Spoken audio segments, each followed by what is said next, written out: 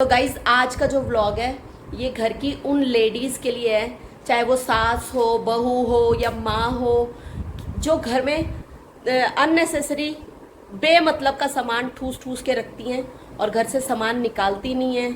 और सास बहू की नहीं सुनती, बहू सास की नहीं सुनती, माँ बेटी की नहीं सुनती, बेटा माँ की नहीं सुनता। तो ये व्लॉग पूरा जरूर देखिएगा। हेलो फ्रेंड्स, कैसे हैं आप लोग? आशा करती हूँ आप सब लोग बहुत बढ़िया होंगे, बहुत मस्त होंगे और हम लोग भी बहुत बढ़िया हैं। तो गाइज़ आज है 6 जून और इस टाइम हो रहा है टाइम 9:10 और घर में है मैं और निहित, क्योंकि निहित के पापा और निहित के दादाजी गए हुए हैं दिल्ली और हम दोनों जो हैं घर में हैं। और इस टाइम हो रही है खाने की तैयारी। निहित की चल रही है समर वेकेशंस, इसलिए निहित हो रहा है बोर। और हाँ, समर कैंप जा रहा है और 7-8 दिन हो चुके हैं समर कैंप में। तो सुबह का टाइम तो उसका अच्छा बीतता है, बट वो ये घर में लोग होते हैं तो घर अच्छा लगता है, घर में रौनक लगती है। अब हम दोनों अकेले हैं तो घर में उतना मज़ा नहीं आ रहा। और क्या कहते हैं, निहित के पापा नहीं है तो इसलिए हमारा वैसे ही मन नहीं लग रहा, क्योंकि आज वैसे भी सैटरडे है, कल संडे है। तो हम हमेशा सैटरडे संडे की वेट करते हैं कि कब निहित के पापा की छुट्टी होगी और कब जो है हम लोग जो है इकट्ठे रहेंगे, इकट्ठे बातें करेंगे। क्योंकि गाइस पूरा दिन सुबह से लेकर रात तक ऑफिस में रहो, सुबह जाओ शाम को आओ, तो वैसे ही इतना नहीं हो पाता। तो छुट्टी वाले दिन की वेट करते हैं। आज का आपको पता है फैमिलीज़ में वैसे ही कम लोग हैं तो वैसे ही मज़ा नहीं आ रहा। बाकी आपको डिनर दिखाती हूँ कि डिनर में क्या बनाने वाली हूँ। इस डिनर में बनाने वाली हूँ पुलाव। उसके लिए शिमला मिर्च, प्याज और टमाटर काट लिए हैं और चावल भिगो के रख दिए हैं। एक्चुअली गाइस और निहित ने चाय काफ़ी लेट पी तो इसलिए इतनी जल्दी भूख भी नहीं लग रही, तो इसलिए सोचा थोड़े से चावल बना लेते हैं और खा लेंगे। और मम्मी ने बैंगन का भरता बनाया था आज, तो मम्मी ने बैंगन का भरता भी दिया था तो वो भी थोड़ा सा पड़ा है, उसको भी खत्म करेंगे। क्या कर रहा है गोगा? आजकल तू गिटार नहीं बजा रहा? नहीं बजा रहा? अभी तो वैसे मैंने पहले से सेटअप कर रखा है, आज में जाऊंगा और सोच रहा हूँ अभी। थोड़ी तेज बोल, सुनाई नहीं दे रहा। अभी मतलब जैसे ही पहले से सेटअप कर रखा था मैंने, पर मैं अभी बजा नहीं रहा हूँ। सोच रहा हूँ कि तुम सजेस्ट करो मेरे को भी बजाना चाहिए नहीं। तेरी मर्जी है, तेरे को जो करना है तू वो कर। ठीक है, फिर मैं 20 मिनट बजा लेता हूँ। ठीक है, जब तक मैं खाना बनाऊंगी तब तक तू एंजॉय। बेडरूम भी संभाल लिया। हाँ गाइज, निहित के दादाजी इसी रूम में रहते हैं, मतलब यहीं सोते हैं। तो यहाँ निहित के काफ़ी सारी ड्राइंग्स वगैरह लगी हुई थी, वो बहुत पुरानी हो गई थी और उसमें इतनी मिट्टी चढ़ी हुई थी, तो मैंने यहाँ सारी सफाई करी और यहाँ एक्स्ट्रा सामान जितना था वो हटा दिया। क्योंकि जब निहित के दादाजी होते हैं तो फिर इतनी प्रॉपर सफाई नहीं हो पा रही थी, क्योंकि वो वैसी उनकी तबीयत भी ठीक नहीं थी और फिर साफ सफाई करो तो धूल मिट्टी बहुत उड़ती है। तो इसलिए मैंने कहा उनके आने से पहले जो है इस रूम की थोड़ी सफाई कर दूं। लेकिन आपको एक चीज़ दिखाती हूँ, ये देखो बिल्डर्स के मकान।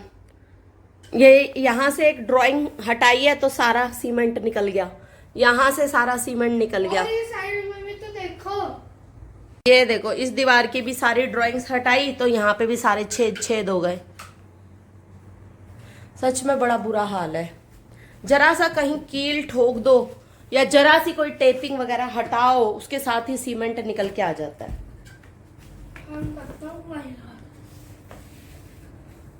तो गाइस निहित अपने गिटार बजाने का सेटअप कर रहा है।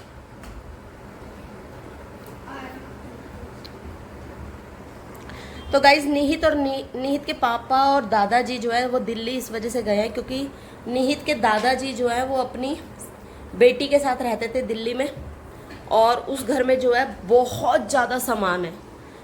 वो घर भी अपना नहीं है, वो घर रेंटेड है और अब उस घर को खाली करना ज़रूरी है, क्योंकि निहित के दादाजी यहाँ रहने वाले हैं। तो वो सामान जो है वो सब बेचना पड़ेगा, क्योंकि हमारे घर में जगह है नहीं उस सामान की, क्योंकि हमारे घर में सब कुछ है और वो सामान जो है वो सब बहुत पुराना और बिल्कुल बेकार और यूजलेस सामान है जिसकी कोई ज़रूरत है नहीं, लेकिन इतने सालों से उन्होंने संभाल के रखा हुआ था, उसको बेचते नहीं थे, इसलिए वहाँ सामान का इतना ढेर लग गया।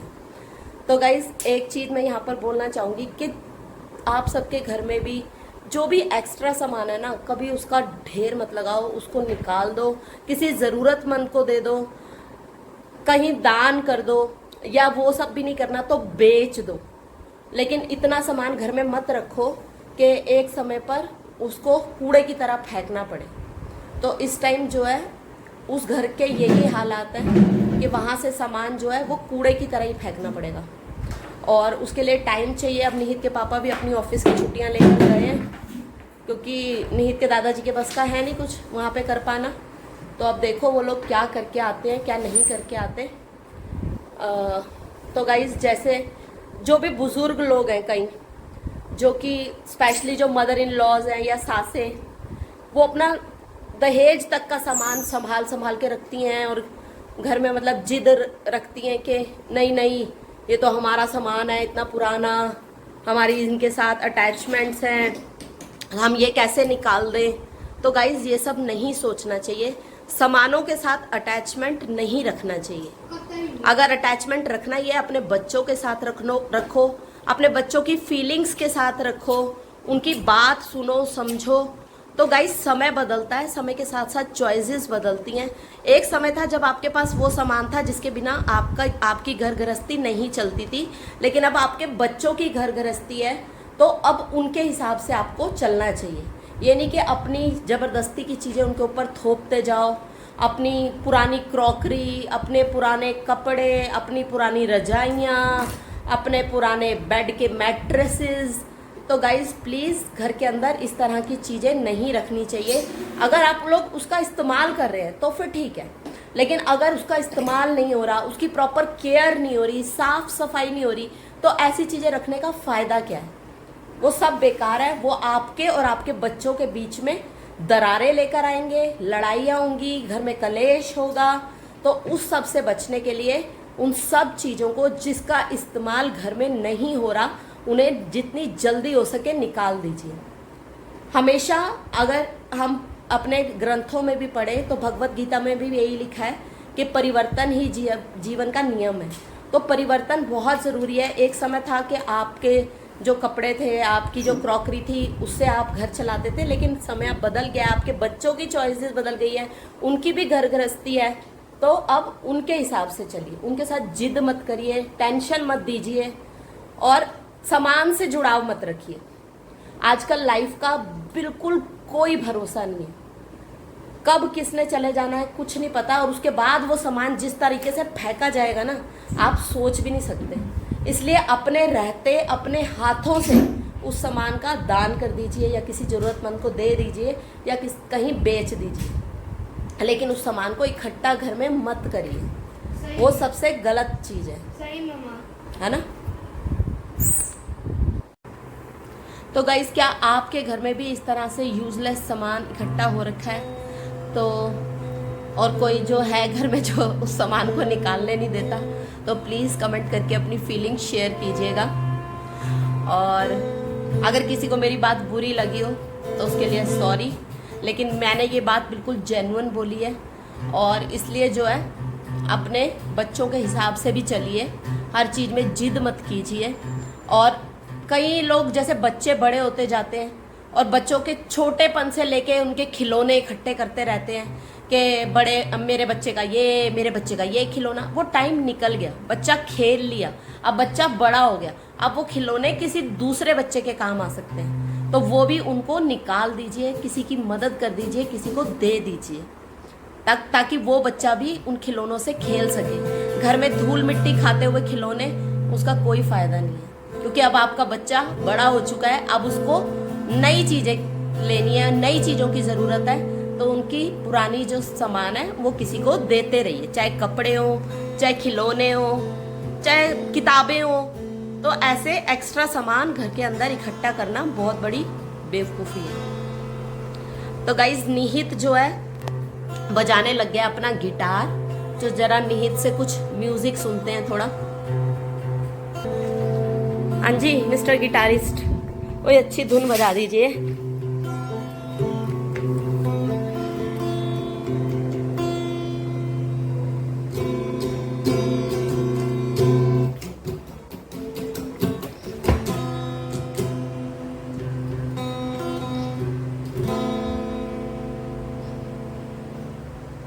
हो गया?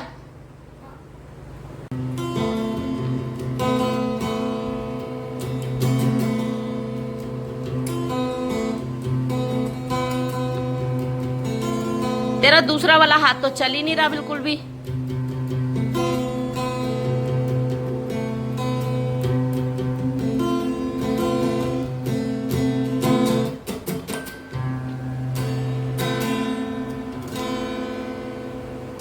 बस चलो अब बाय बाय कर दो। बाय। तो गाइज इन्हीं सभी बातों के साथ हम आज का व्लॉग अपना यहीं ख़त्म करते हैं। तो गाइज प्लीज़ अपना प्यार बनाए रखिए, अपना प्यार दीजिए। आपकी छोटी बहन समझ के, आपकी बड़ी बहन समझ के, या आपको जो समझना है वो समझ के प्लीज़ हमारे चैनल को सब्सक्राइब कीजिए, वीडियोस को लाइक कीजिए, शेयर कीजिए और कमेंट ज़रूर करके बताइए कि आप लोग हमारी वीडियोस कहाँ से देखते हैं और आपको हमारे वीडियोस कैसे लगते हैं। तो गाइज जो लोग हमारी वीडियो देखते हैं उनका बहुत बहुत धन्यवाद, दिल से धन्यवाद। और गाइज आपका एक सब्सक्राइब और एक लाइक हमारे लिए बहुत कीमती है।